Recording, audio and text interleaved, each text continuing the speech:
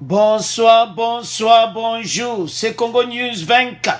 Chers téléspectateurs, comme toujours avant de commencer notre émission, nous disons merci à Dieu, nous disons merci à nos chers abonnés et téléspectateurs qui nous suivent partout dans le monde entier et en République démocratique du Congo.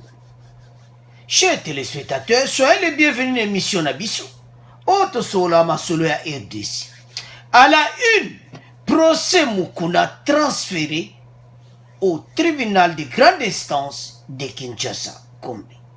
Chers téléspectateurs, procès à Mukuna va transféré à Ngona Gombe. Boyebi oezei koleka na tribunal à Kalam. Alors, toko développons une émission na biso. Deuxième point, chers téléspectateurs. Obalobaka Essie Yindi. Dossier, il y a réforme électorale. En RDC, la présidentielle de 2023. Donc, 13 personnalités politiques na RDC, Babi Malobi, processus électoral et salama. Alors, chers téléspectateurs, l'émission yo, Eza benda bika, parce que boko yoka ba débat. Donc, boko yoka, le groupe de 13, o bazo sala, processus wana, et puis toko yoka, FCC, Baïdena bango. Alors, chers téléspectateurs, émission oito zala connecté, parce que Eza, o balubaka Eza ya koyinda. Troisième point, chers téléspectateurs, secret dévoilé. Pourquoi Dollar et Mati na RDC? Boko yoka, gouverneur à banque, message, secret bimi, ezaya ko yinda. Donc, obalwa que c'est yindi troisième point. Secret bimi. Alors, chers téléspectateurs, tout développant une émission là-dessus. Alors, chers téléspectateurs, bon, ça va dire que cette émission là-dessus bandi. Tout ça la connecté parce que bah point est tellement ébélé, bah débat, beaucoup yoka pena yoka souka na débat. Alors, chers téléspectateurs, premier point, le dossier Mukuna renvoyé au tribunal de grande instance de Kinshasa Gombe. Pourquoi va transférer en Okun? Bisogno suto yibi o kaki. La cour d'appel de Kinshasa Gombe a renvoyé le dossier du pasteur Pascal Mukuna au tribunal de grande instance de Kinshasa Gombe. Cette décision, rendue la fin de la semaine, fait suite à la requête introduite par les avocats de l'évêque de la CECA pour cause de suspicion légitime. Makambu oyo ya Mukuna bandeko. Ozo mona bien que pena makambu oyo. Eza nango clarté. Juge wana ya tribunal ya Kalamu Kibonge. Adjuna ye dossier. Lekisa nango bale. Lekisa bale pasa zo mone loko kolobati. Na likambo nyonso tango lobi noté donc ezo pesa jamu bulu. Il fallait quitter Mukuna. Vous vous souvenez qu'il a même écarté d'autres juges qui étaient membres de la juridiction wana a écarté bango pour asala masolo naï. Alors azala qui poursuivi na ba acte ya sala qui passe ba porta qui plainte contre juge qui vont. Alors tango yinde lié alobi makambo yo eza mobulu. Alors ba komona les détails ba jugement ba komona que non. Comment y juge qui bongi à tribunal à Kalamu et comme ba bandela lisusu ba bengse suba batemo mosusu donc epesaki kitoko te na ye moko amona ekomosala epe mobulu. Alors il a été suspendu na dossier ya Mukuna ba remettre un juge mosusu. Juge wana du dossier ba avocat Mukuna biti bisowa awa na kalamu lisusu te awa tokosamba te fezonga wapi na tribunal de grande instance ya Kinshasa Gombe ba transféré yango nde tolobawa ekomi na Gombe.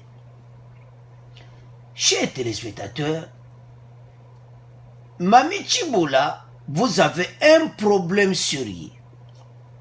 Pourquoi toloba bon? Dossier oyo ezakaka complication na complication. Donc on mona ke il y a quelque chose ya mabeza na kati. Parce que l'homme de Dieu komba kanza ke oya salaki acte na ye avec Mami Tchibola, ce n'était pas un viol. Soyons clairs. Mami Tchibola comme un grand problème à dossier na mutuna yo oyo na vie na yo et ko créer le problème et créer ba problème en futur. Mukuna aza un homme de Dieu. Nama benayi nzambe wana aza nzamba juste. Azotala abi mon serviteur place à tambola ki mabi. Mais acte oyo bazo kosele makambo ya sali yango te. Le Seigneur ne permettra pas na makambo aboyi. Alors, mobulu ekoti na kati ya kala. Jésus kibonge bakomo kangena ba dossier na kati ya kala. Bata ba dossier ya Mukuna. Oh, ekewa. Okomo tambola na ba dossier na kati ya motuka. Batu baza kolela. Bande kwa Mukuna baleki na ba réseaux sociaux. Baza kolela. Et c'est grave. Et qu'on cause ces dames problème à mon parce que batu nyonso baza clair na dossier. Batu nyonso baebe ki bosala ki masolo. Mais batu baebi ke za nango viol te. Mutu nyonso ayebi. Alors ba avocat basala ki ba démarche na bango et kei na Gombe. Alors, toyoka message aussi koy. Nous espérons qu'il sera acquitté devant le tribunal de grande instance de Kinshasa Gombe. A fait savoir Maître Willy Kassongo, avocat du pasteur Mukuna, visiblement satisfait de la décision. Tant avocat le bibabira le kola to longwe na kalamu et kena Gombe. Qu'on a pu bâtir mutasika. Alors dossier oyo bazo monaki sera acquitté. Qu'est-ce qui s'était passé le 17 juin avant Makambo Onyos? Après avoir pris en délibéré l'affaire du 17 juin, le juge président du tribunal de grande instance de Kinshasa Kalamu avait ordonné la réouverture des débats. Cette décision a été très contestée par la partie prévenue qui reproche au tribunal la partialité. Bamoni que même Kambangwe comme il va prononcer jugement et comme il se soba luka jura débat. Donc juge président wana ya Kalamu ali akibala nandiga mabete ou bien tiaki loboko ou bien menoir moko eza na sima na juge Kibonge. Passe na makambo nyonso batu batunaka une question. Pourquoi Baye Kolande évêque kaka lera bani ko attaquer Kabila. Pourquoi? Yamba tu baso mona non, mais noir moke wuti côté wana. Alors, chers téléspectateurs, dossier est comme Akimobu. Selon les avocats de défense, les juges présents refusent de prononcer l'acquittement de leurs clients et rouvert le débat en écartant des juges pour les remplacer par des autres qui n'avaient même pas participé au débat. Ah, mbongo aso le mbongo mondezalaka. Aussi son bon benga ba téléphone à l'eau, voilà tout ça. Hein? Qu'est-ce qu'on va faire maintenant? Ah, non, il faut pas. Donc, ça peut être téléguidé. Alors, dossier est close. Pour le moment, dossier à Mukuna, eza kokende, eza djana gombi. Ba transférer en Mukuna, alors, eza kolekisa batan, Mukuna a souffrir pour rien à Makala. Alors, tout ceci, eza komona comment na kati ya justice na biso ti lelo ya des corrompus, des anti-valeurs. Il faut fati basa makasi ba juge nyonso anti-valeurs les écarter na kati ta de droit parce que bebisa masolo nyonso ko mona ba biloko boy. Alors, chers téléspectateurs, de tiki point Mukuna na bino to komo leka na deuxième point oba lubaka eza ya koyinda suka na débat. Alors, chers téléspectateurs, deuxième point oyo eza oba lubaka suka. Boko yoka ba question ba kutuna les 13 personnalités oyo.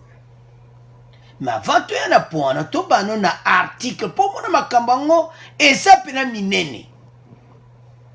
Ba journaux, ba médias étrangers, ba ju yango neti en Afrique. Réforme électorale en RDC, la présidentielle de 2023, c'est déjà demain. Ndebo au moins les 31. Article 1. Alors, ils sont 13 venus de tous les bords politiques, ont signé l'appel du 11 juillet. Leur objectif, l'organisation d'un forum national pour parvenir à un consensus sur la question électorale. Batubazo yo kakaka. Que voilà. 13 batuba sangani. Balobi ba ke batuba sala ko forum pe processus électoral et salam. Alors, chers téléspectateurs, bango baluba bandango avant. À 3 ans de la présidentielle, le sujet est déjà brûlant. En RDC, donc moto déjà banikopé là. Et les questions relatives au processus électoral font l'objet d'un débat. D'autant plus après tout un débat qu'il se déroule alors que la polémique sur la désignation de Rosa Malonda à la tête de la commission indépendance n'a fini de répondre et balongola donc yango lokola donc na dossier Malonda lokola ba ici ba bosani yango to komo kenda ba dossier mususu. Les partisans de la Moukaba secro ba bimisi awa bande ko suivi. Les partisans de la Mouka, la coalition au opposition ont manifesté basala ki manifestation na bango sur point oyo. Et puis selon bango ba membre on peut basana kati ya makambo yoka liboso ezalaki nini dialogue babwaki dialogue na mayo ou dialogue na ba congolais tout ba boyango. Alors processus ezani bango bazoluka ke tozana seni moko crédible bakene komona fachi taba kutana fachi. Deuxième démarche na bango bazo kende après komona fachi bako kende pa ya premier ministre et puis bakepa wapi ya la Mouka. Alors avant même de commencer un débat to yoka introduction ya Moussala ya 13 personnalités. ndeko zomi na misato ya ekolo Congo Démocratique baye bazaliko senga mbongwana na maponami bazaliko koba masolo na bango na ngambo insor basolola ki lobi na Corneille Nanga mokambi ya Seni Ilunga Ilunkamba ministre wa Yambo na Jean-Pierre Bemba ya la Mukape. Alors, chers téléspectateurs, tant basé sur Kosola comme mon président, Baki comme mon premier ministre, Baki comme mon Jean-Pierre Bemba Oyalamuka. Ba démarche wana nyonso.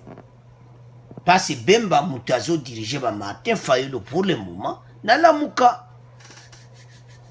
Alors, idée na bango ezaki, tozana seni moko crédible. Alors, beaucoup yoka ba question ba kutuna bango, basi ba ko baza pena do ba tuna mo pena ba question.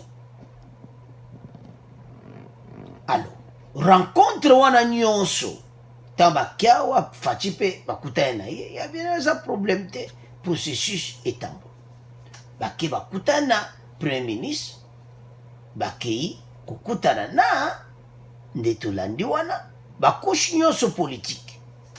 Et puis bazana trajectoire moi no kuta ba ke tiki ngankati donc bazana trajectoire do ba traçant déjà ba poinza peno yo kakaibele na kata dossier ou bamba lobike depuis 2006 l'élection zano kamubu alors ba question ba tuni bango eza pena matata parce to kolandango FCC bazo jouer ba jemoko double 13 personnalités oyo balu ba wuti na ba couche nyonso politique oui mais ce qu'on zo landa bango bien parce que to kolanda bango biso nyonso to koyoka ezo mona ki bazo travailler oui ba lobi ke baza pena indépendant do baza na bango te o baza parti politique o ya wuti na parti mais so dans majorité kuna na kati au moins majorité za bato ya Lamuka bato ya FCC les autres bata palu o baza ba membre ya FCC bato ma Lokondo bozo mona bango wana donc c'est ça alors mission na bango ezaka moko tozala clair na point oyo seni moko crédible eloko nini eza nsima wana c'est ça alors toyoka ba question o bazotuna bango bongo to avancer parce que baza na ba question on va demander d'abord oyo aza na leader na bango il y a 13 personnalités 13 personnalités congolaises issues des courants politiques et associatifs de tous bords plaident pour la tenue d'un forum national axé exclusivement sur le processus électoral. Alors, Toyo Kabango, bon, to continue mission na biso. Vous dites que l'essentiel c'est de tirer les leçons des scrutins de 2011 et 2018. Professeur Mukoko Samba, l'histoire récente de notre pays nous renseigne qu'il n'y a jamais eu, n'est-ce pas, de consensus sur les questions électorales depuis les élections de 2006. On rappelle qu'en 2006, suite au manque d'un consensus sur le processus électoral, l'UDPS avait boycotté les élections. On se rappelle qu'en 2011, il n'y avait jamais eu de consensus suite à la suppression du second tour de la présidentielle. Et récemment, en 2018, l'insertion du C d'éligibilité a divisé toute la classe politique. Qu'est-ce qui vous fait croire que cette fois-ci, les esprits sont préparés pour un consensus sur ces questions électorales? Justement, l'une des premières leçons qu'il faut tirer, c'est que sur cette question de réforme électorale, il y a deux aspects importants. Premièrement, il faut envisager les réformes électorales dans leur globalité. Il ne s'agit pas simplement de toucher à telle ou à telle loi ou de modifier telle ou telle disposition. Il y a un ensemble de dispositions qui se retrouvent dans plusieurs textes de loi existants dans le pays. Donc il faut tenir compte de la globalité. Deuxièmement, le temps. Le temps est une variable importante. Lorsqu'on veut organiser ou on veut réaliser ou mettre en œuvre des réformes 6 mois avant la date prévue pour les élections, à ce moment-là, la réforme souffre du fait qu'elle est suspecte pour ceux qui, ou bien ne sont pas au pouvoir, ou bien estiment qu'ils auraient beaucoup à perdre si cette réforme était réalisée. C'est justement l'un des points les plus essentiels de notre démarche. Nous pensons que c'est maintenant qu'il faut, parce que les prochaines élections elles sont prévues pour 2023, nous avons donc encore du temps, c'est maintenant qu'il faut bâtir ce consensus autour de ce qu'il faudrait faire pour une meilleure organisation des élections.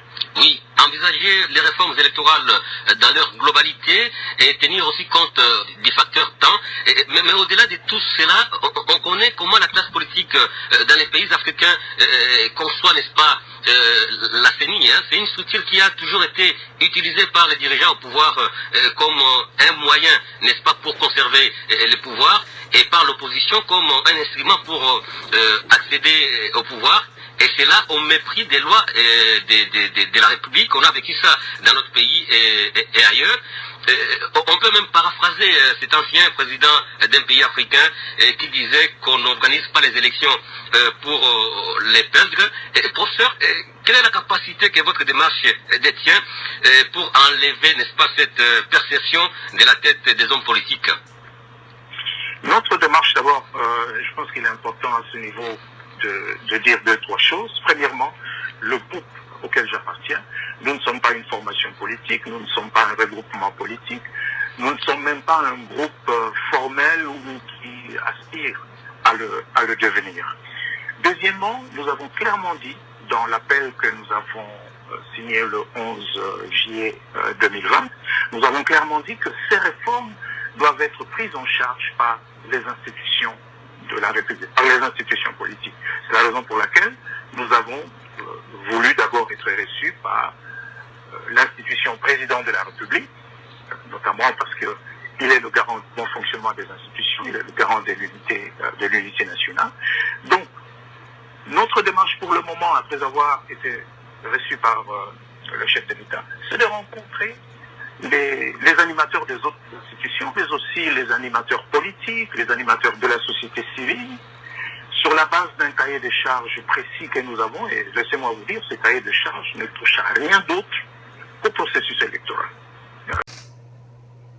Alors, chers téléspectateurs, nous avons suivi. Ils ont commencé, que nous avons président de la République, mais tu as une question. Est-ce que les esprits sont préparés? Perception que parti au bazana pouvoir, na bo baza na opposition bazana besoin que on peut pas comme président de la République. Est-ce que bozo mona yango ezandenge ni ce sont des questions clés. Ils ont dit ceci. D'abord envisager les réformes en globalité. Mais vous allez apprécier quand même. Réforme globale pour toucher point nini. Ande kotozo ya boyo kana élection na détour. Et ça somme. Alors, quand vous envisagez union sur bata union sur vous préparer battre tout ça, peuple congolais peut s'attendre parce que peuple a besoin de nombre batango baza combien. Na processus au sala. Les 13 personnalités, message na biso ba congolais, tous en a besoin, il y a recensement. On va lever facteur temps. Parce que si vous avez une réforme 6 mois avant, et comme le cola 6 fait. Vous changez ma camo 6 mois avant, et comme le cola boba, vous allez gagner, vous allez gagner. Alors, mentalité ba congolais aboui. Monsieur Moukoko Samba Ouaza, membre collectif de 13 personnalités, au bazo tuna ba question. Journaliste à Tunis est clair. L'esprit est-ce qu'ils ont préparé? L'esprit est a préparé te. Ba Congolais bazana besoin nanu ya recensement. Ba réforme électorale. Parce que ba Congolais ba ebike 2023 masole kozala nango penati. Nandinga mabete mende tozomona. Parce que fatia zolinga pena makambo ezala propre. Et yango mona yamba qui bon passe bazana ba ida bien bandeko. Ba ida ma bete les 13 bateaux. Yango soma ba to l'accepte dans la jeune africain ba lobian. Média na biso o ba on peut pas se communion sociale. Boko yo kapeli susu secrétaire permanent ya PPRD. Mais toujours à point. Eza kuyinda aw. Alors, peuple a ça préparé. Et puis, ba parti politique. O bazan oppositionné ba Martin Fayulu ba tora nyoso bazana besoin ba komanani président de la République. Eza ya koyinda. Côté kuna pe à pouvoir, Fatia lobi ye bazana ba processus comme même pour RDC Zarakito. Parce que na ba article musu totali bazo komake le président de la République donc ba brebis ayebi ko battre la ba brebis pe bazana confiance na wa ba article que zobim et ça entre parenthèses. Alors chers téléspectateurs, nous avons suivi les 13 personnalités porte-parole en la première partie. Na deuxième partie ba ko tourner sur ba question moko clé avant même de passer parole na secrétaire permanent ya PPRD pour kuneza moto. Alors to passer na deuxième partie oba otuna kaka bango les 13 personnalités bongo to avancer l'émission.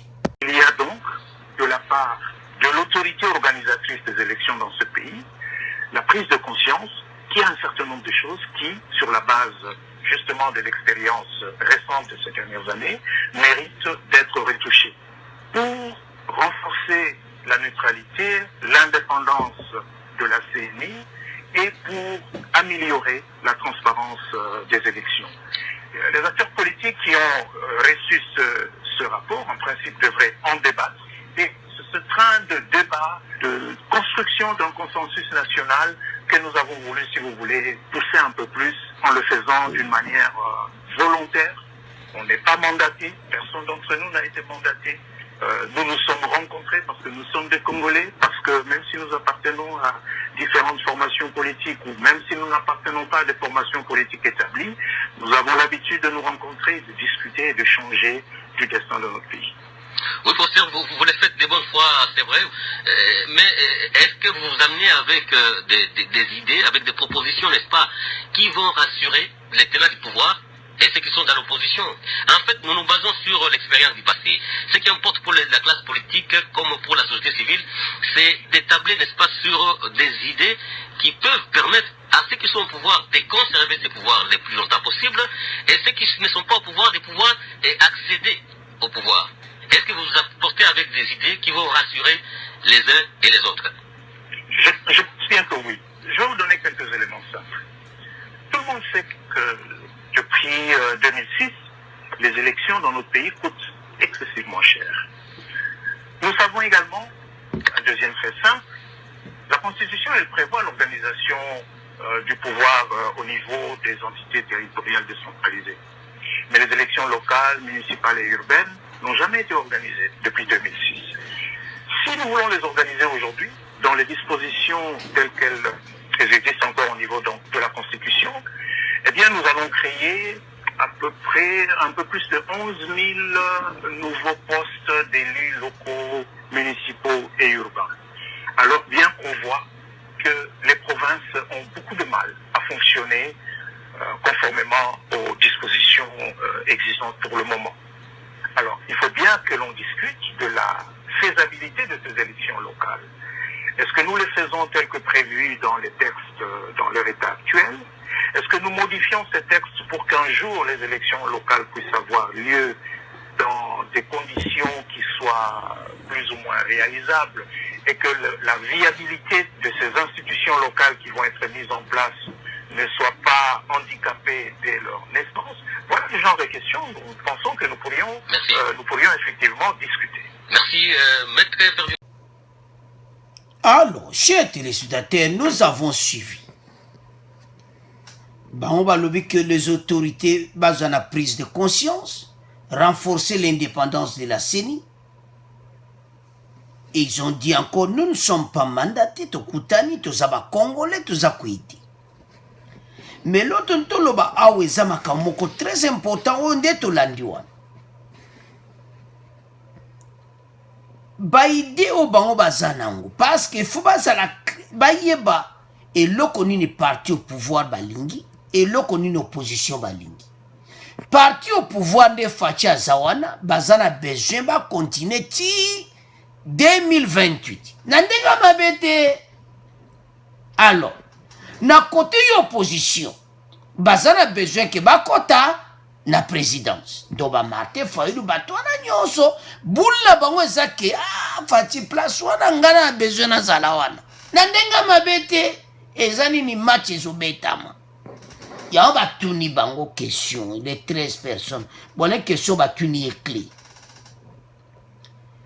Est-ce que Bossololina bango, comment couper sa baïde, et te fati voilà, yo, tika la pouvoir, ngo sala, ezala boy, et puis on peut s'aider dans l'opposition, on peut pas accéder et tout ça. Parce que ça question clé, bande koto ça la claire. Nazo organiser l'élection. Hey. Mponga na échoué. Na évité. Wana na on fait comprendre. Donc vraiment le président de la République. Nande bomona yambi markaboun na nde asimbi wana. A organiser pe élection pour a échouer. Non. Parce que on a travaillé ça na ngweze belé. Azana besoin à réaliser au balubaka. Hein? Ba rêve ya ba Congolais. Otile le peuple congolais zilaka. Mais Fatia ça de bon du cœur, elle n'a réalisé yango. Y'a ba tuni question. Parce que les partis au pouvoir va maintenir bazala wana. Tina ba oekoya. Et puis on a encore demandé les élections locales. Vous vous souvenez? Élections locales, c'est vraiment très important dans Mboka national et Salamati. Alors, pour ça l'élection locale, il faut ça nini recensement. Recensement de mouteza ba problème awa parce que tout tient en 2018. Et l'équipe a sa localité et comme Ngobila par exemple dans la province à Kinshasa, aza qu'on nommé ba bourgmestre. On ne peut pas nommer les bourgmestres il faut pas être élus par le peuple. Mais tout cela, ils ont 5 organisations. Bandeko, les 13 personnes bazana ba idea kitoko. Mais question tout autour. Avec FCC, est-ce que mde bazo travailler mais noir moko ezana sima wana tena ba idea na bango. Ce que zati, c'est bon. Ba travailler dans la sincérité. Baso kuta na bayamba bango na bandebo na premier ministre et tout ça.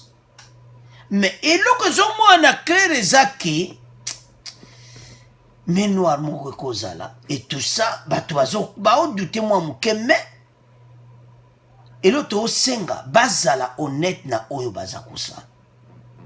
Total la personne ko aboutir ndenge nini parce que tango boko yoka peut perdre.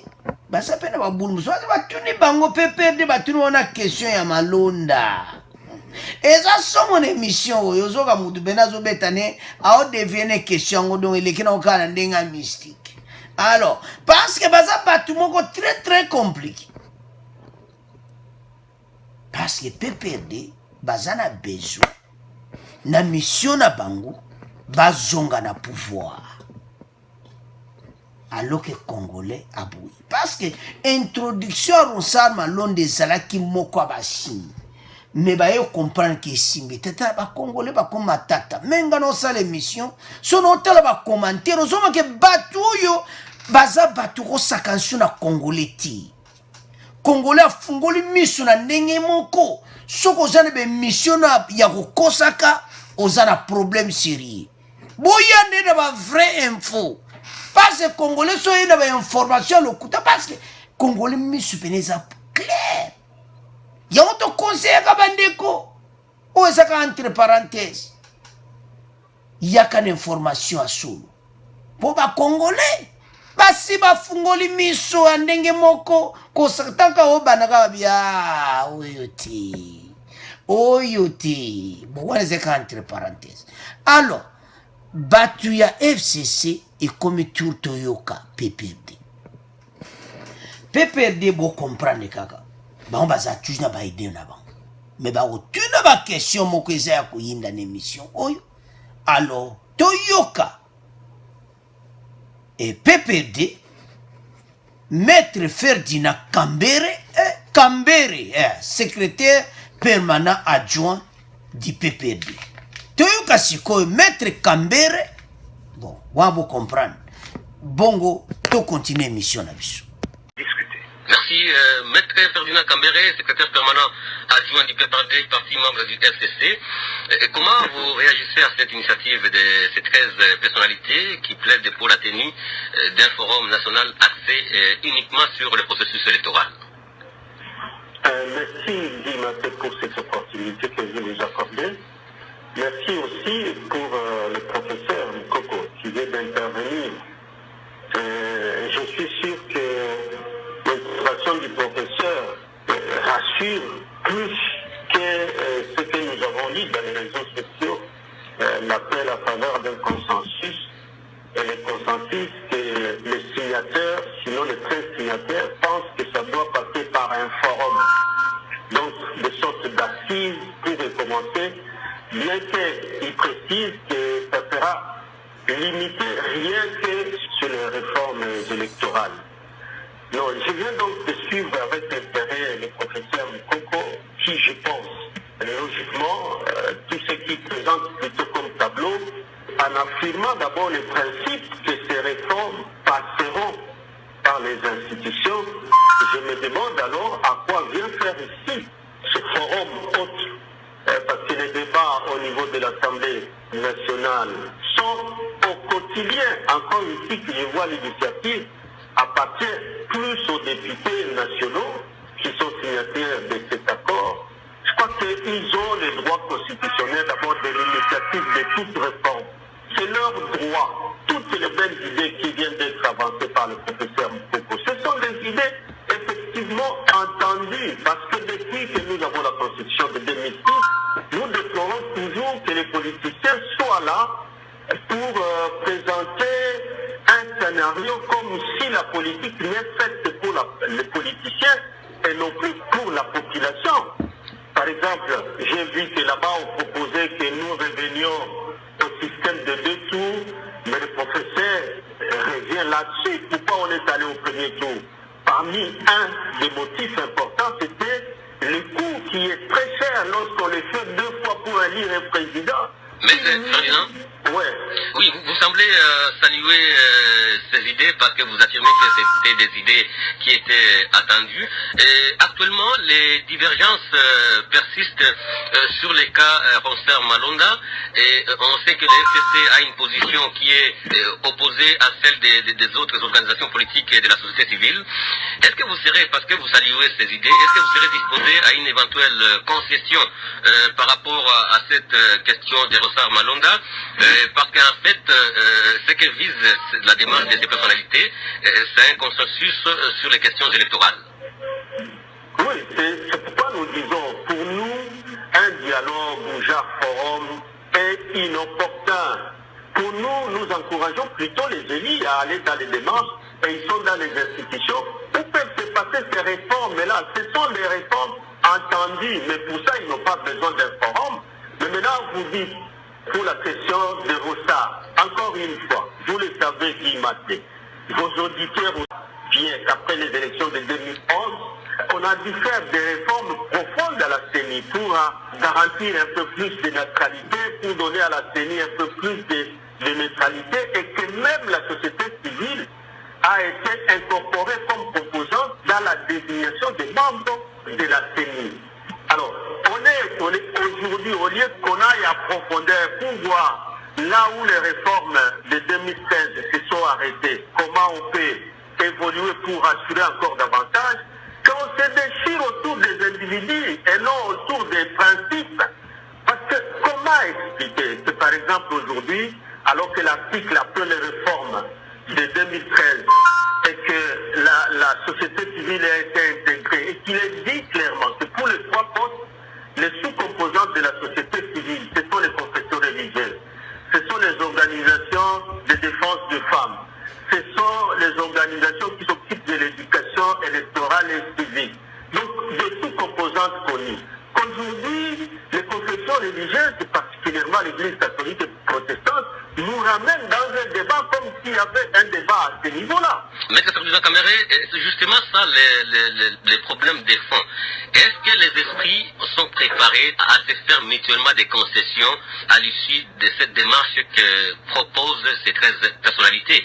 Et là, j'ai évoqué les cas qui nous intéressent actuellement, c'est les cas Rossa Malonda. Est-ce que la FCC est disposée à une éventuelle concession par rapport à cette question de Rossa Malonda?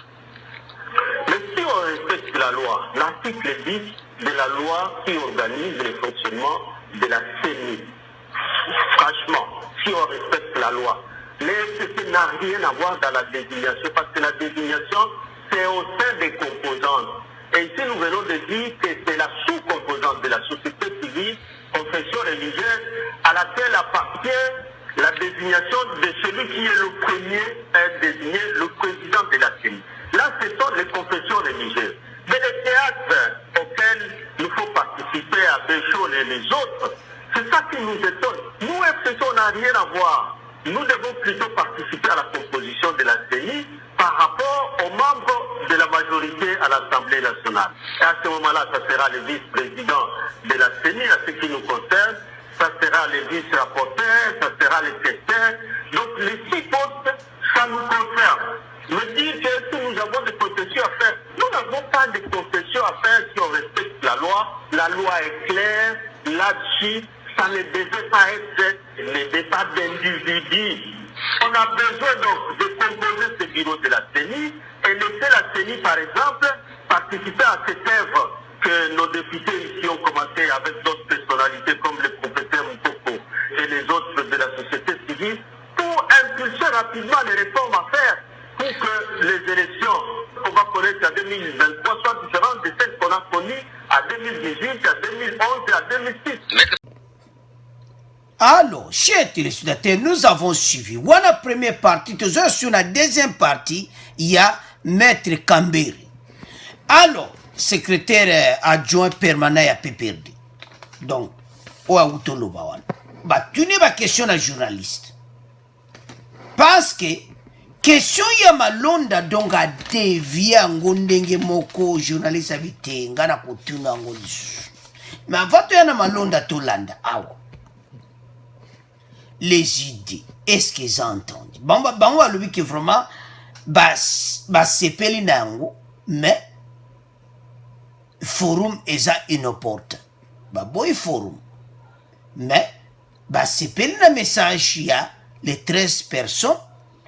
Mais na kati nango bango balobi ete na système ya premier na deuxième tour balongola ki mpo amona ki y avait des dépenses et tout ça. Mais wana toujours ya na deuxième partie pour na premier tour na deuxième tour. Batu ya PPRD FCC en tout cas baza batu moya baloba mbele mino mibale ko de l'autre côté. Alors, makamo un peu bien. Et de l'autre côté, va changer la banque toujours. Va tourner aux questions. Où est ça clair? Problème au tozana ngoya ronsa malone. Oh, n'est pas un problème d'individu, mais problème d'individu. Bino bo et koma kindenge nini. Il fallait le bas clair. Oh, voilà. Biso en tout cas, tout makambe individu et tout ça. Est-ce que les esprits sont préparés? Les cas de Rossar Malonda. Boya ko tia mutandenge wana. Boya ko forcer peuple à andima Rossar Malonda. Bato a PPD non. Vous avez suivi dans un kimanaye. À que gauche, droite. FCC n'a rien à voir avec tout ça. Parce que yebiki. Dossier Rossar Malonda des problème pour na bango. Yango moni bazo yebsa 13 personnalités qui ba sala forum wanati. Parce que forum wana ba kutuna ba couche belé ba ya peuple et au moins na pena bango bakota na kata libu. Et ça mawa. Parce ba groupe ya batu o bande konangai. Bazawana bango bazana besoin basala makamoko oyo penda oui nini salam. Mais na côté na bango ils ont moins clairement que le Front commun pour le Congo bazana attitude moko penda donc ils appellent la clarté parce que ba question tout ba tuni wana tolandi biso nyonso on lui a demandé à Rosa Malonda mais répondre en pena clair tendenge journaliste a tuni. On s'attendait qu'à expliquer oh, voilà dossier à Rosa Rezala qui boye ba to pesa qui boye et comme que kimbangiste azamuta kimbangiste après azani muta catholique et tout ça passe ba que mayuya ezala kinakati. Alors bata PPRD bazawana bakapona kotia dans tout le désordre. Et puis ils ont défendu premier tour pourquoi et comment kaka tour moko.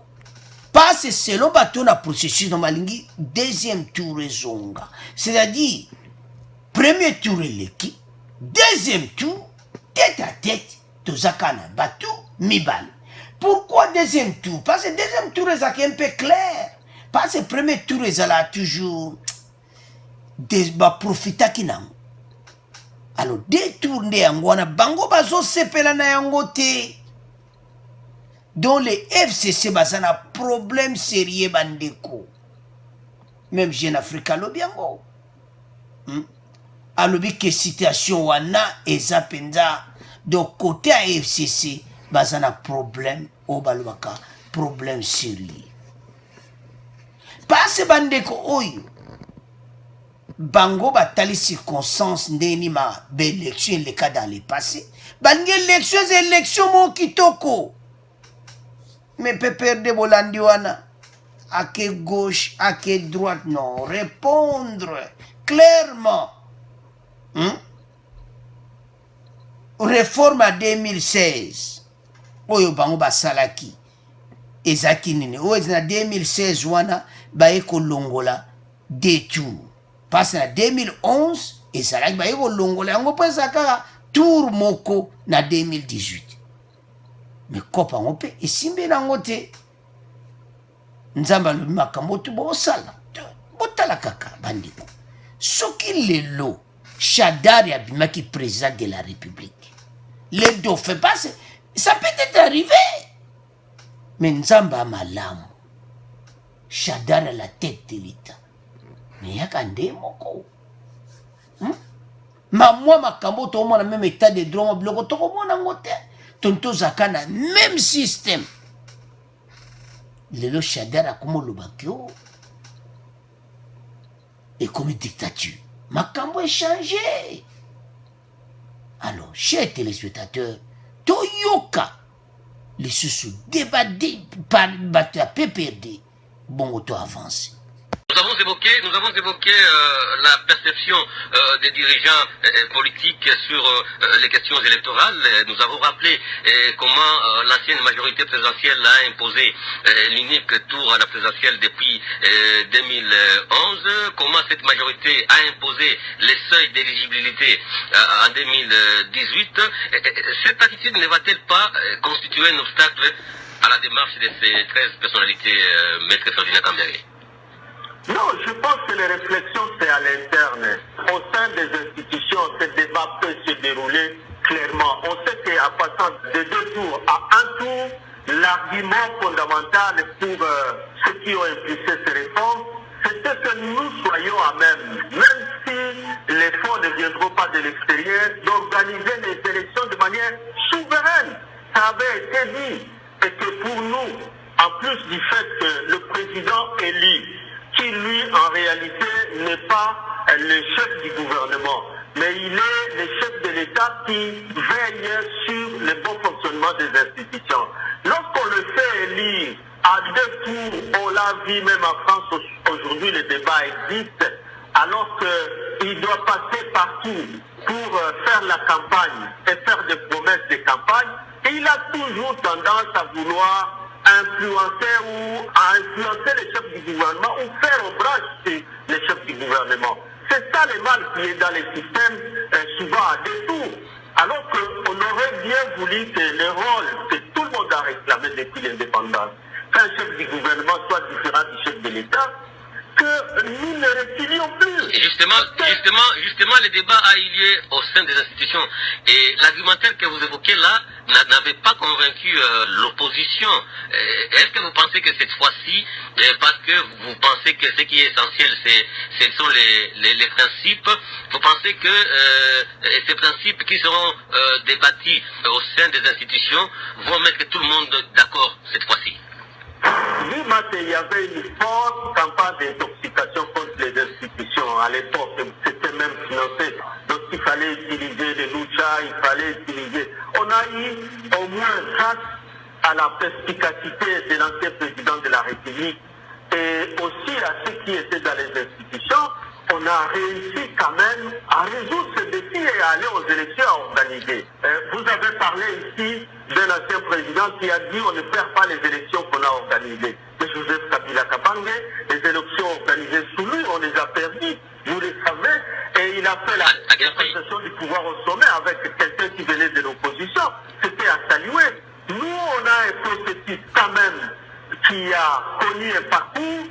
Et s'il y a encore quelque chose à pas faire, on peut toujours le faire. Moi, ce que je condamne, est que nous ne tombions pas dans les pièges de l'Église catholique et l'Église protestante ou un débat des rostards. On va faire une crise comme si nous n'avions pas de loi. Merci, professeur Jeff Moudimbi, professeur à la faculté des sciences sociales, département. Allô, chers téléspectateurs, nous avons suivi Ezamawa. La question est à peine claire. Pourquoi Bolongola qui premier tour na deuxième tour? Alobike, argument na bango zake, bastia élection moko, ba fond, ba dépendre na mbongo libanda ti. Mais bazwe kaka ba mbongo libanda. Ba bimisa ba mbongo. Mais so tali ba mbongo ba bimisa kito, comme ce qu'on a pon wana. PPRD bo détruire mboka. Ndengo zoloba ke argument za clair que biso moto ganzebe élection pour so de sali détour dépense kozala makasi to koka détour te alors que siko bazo sengeza la premier na deuxième tour eza ya koyinda po PPRD bazo linga yango te. Alors bambongo oyo bosombaki ba machine à voter. D'abord, machine à voter moza coûté combien? Et koyinde la bango passe cours de compte bolane émission le kaki cours de compte bazo kende na seni. Balobi awa na argument et ça alobi ça clair que et loko balongola ki deuxième tour c'est parce que balingaki élection moko donc na manière moko souveraine que bango moko ba organiser yango sans ko senga mbongo libanda alors que bazwa ki pe mbongo libanda Union européenne ba pitu baraki wana pour ko supporter tout ça mais tala ouis tala nano PPRD oso yo kapena ke non batu yo basa clair batu ni e question que ba dirigeant bazatu liboso tamba sala kaba réforme oyo nyonso batala ka ba intérêt na bango alobi biso tala ki ba intérêt ti Kabila Kabangi kuto azana pouvoir le susciter longwe et ça par exemple clair que biso sala que la logique des choses non ce n'est pas vous c'est Dieu. Bino bolinga ki dauphin à Kabila abima. Menza balobi et deso non. Batinde li biso Félix Tshisekedi. Azo yoka posa peuple congolais. Azo yoka au peuple azoluba. Mais bazo tambola ensemble oyo kuna na likamu na ye. Dossier à 13 personnalités bato oyo baide na bango eza mabe te, mais problème eza bakestion eza ebele bato bazotuna na kati. Toyebi te ndenge kosuka parce que chers téléspectateurs, tout ça la clair pour la résumer pour nyonso.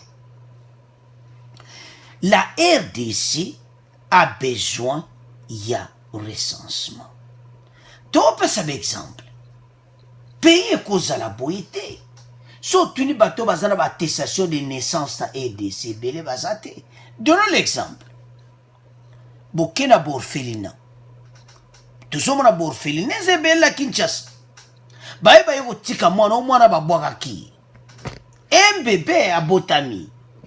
A koli ne pena ofelina makam. Do bat quoi enregistrer et ça la ma petit. Et ça na bat moussous dans les fins fonds du village. Date de naissance, on ne battait pas bagouti na biso pendant tout ce temps. Date de naissance na yekuto moussou kutazo yeba. Place même Kobota Manaï tout ça. Quel pays Batoubaza enregistrement exact? Il faut enregistrement et salama. Il faut pénal recensement et salami Batunyonso. Bayebi Mutuna Mutu. Donc c'est comme ça. Qui est congolais, qui n'est pas congolais. Et ça m'a washé téléspectateurs. Par ce processus, les 13 personnalités batouabo étaient bien. Élection locale. Il y a Bourgmestre et Salama. Mais dans quelles conditions? Bande Kotozo plaidant au bisognon, c'est pas gouvernement, bas salaire, bas nombre de Congolais. Depuis des années. Toyebite ceux qui combien bazana kati, on ne sait même pas le nombre du peuple congolais. Azoyeba même nombre était et toza comme donc 80 millions, les 80 millions les appels exact. Recensement salama bayeba mutu nyonso. Parce que bat musu bazana ba rebelle Ah yo comme les zana ba rebelle do bayebi yo. Pays kotambola boité. Facha ko sele l'élection puis ba carte ngweza ba carte wapi. Ka ba carte zane longi ya batu ya gouvernement liboso. Non. Chers téléspectateurs, comme temps ba congolais tout réagir sur recensement et salama. Notre pays est changé makambo nyonso. Alors les 13 bateaux, dont partout message pour le monde, dans tous les pays on en parle, les médias étrangers on en parle, et en RDC, une réforme électorale. Alors, Fatia Zawana a besoin que Mboke Bonga. Donc, les Congolais peuvent avoir besoin de Fatia Vandawana 10 ans au Ezolanda. Pona moni ba musupi ba kome ale a umelane kaka. Pona nini? Parce que tozo mona pour le moment ba ide na ye o aye na ngweza bien. To comment vivre justice on to vivante na edis. Na ndinga mabete. Information mususu ya bandiko ba net ya dollar. Boko yo kan information ça nouvelle o ba lobaka breaking news. Dollar et mati. Et ça m'a wa. Pour clôturer mission, Toyoka, moi extrait, était dollar et mati. Pourquoi? Gouverneur à banque a kangi batona nyonso. Et puis a tchemo ba manda ko sakante ba pays donna ba eza ba société ya téléphone. Pour attirer la vraie info. C'est pour ça que dollar est mati. Alors, tout le monde a extrait oyo. Bon, on continue mission. banque centrale ya RDC apameli bakompani ya telefone mobile na kosala ete dollar emata alaki bango etumbu ya 5% ya misolo na bango. Alors, chers téléspectateurs, tolandi wana parce que mboka na biso batu ya FCC batu bazotia désordre. Pourquoi tozoloba boy? Ba compagnie ya téléphone nyonso soko taliba bato baza en tête ya ba compagnie ya téléphone oyo eza batu ya PPRD FCC batu ba compagnie ya téléphone wana mingi za ya bango. So landika botalika ba société à téléphone wana eza bango. Gouverneur banque centrale motu esali passe. Passe facha recommandé bango tout ba ve passe dollar ko mata bongo ti. Alors il faut ba kata bango ba mbongo. Ba e komona ke bango motu bazo sala manœuvre na nyonso po dollar e mata. Siko to lingi mboka ngondengi nini. FCC balingaka peuple a souffrir. Et ça m'a waché téléspectateur. Ba société nyonso wana. Ou ba téléphone zebele. Mais so taliba manager na bango ba DG na bango nyonso. So taliba open ba propriétaire ba société wana. Ce sont banani pata FCC. Dollar et mati. Comment dollar et mati? Alors, chers téléspectateurs, ça mawa. Congolais à Bilo a comme donc Moutazo déclaré. Mais, bah, évitez pourquoi dollar ils ont mataboui. Parce que c'est impossible. Oui, il y a les problèmes oignons, c'est ça, n'a pays, monsieur Elandi. Mais voilà comment gouverneur à banque, parce que ça, moussa naïe. Mais ministre à finance avant naïkimia. Quel esprit! Peuple congolais soit en colère. Aïe, pour ni lelo. À l'année information à biso. Aïe, comprendre. Ah, y'a un dollar et mati. Ba kati bango nyonso 5%. Et ça mawa. Pourquoi ko sala biloko andenge wana? Pourquoi ko sala mboka na biso boyi? Bande konangeza mawa dollar et mati na ndenge moko impossible soko kesi basali marche moko bazo conception na marche dollar et ma dollar no pona nini esprit ya mabebui bino boyebi po ni dollar et mati bon vérifier ka ba société wana nyonso ya ba portable beaucoup mona ke bankolo nango nyonso bata FCC. Ce sont batouana nyonso. Ba Vodacom wana paraît-il. Et ça la famille bala Kabili bazana ba action tout la kati. Ba compagnie wana nyonso, ba Orange et tout ça. So landi ba connexion na RDC. Do batouana tout bazana ba connexion na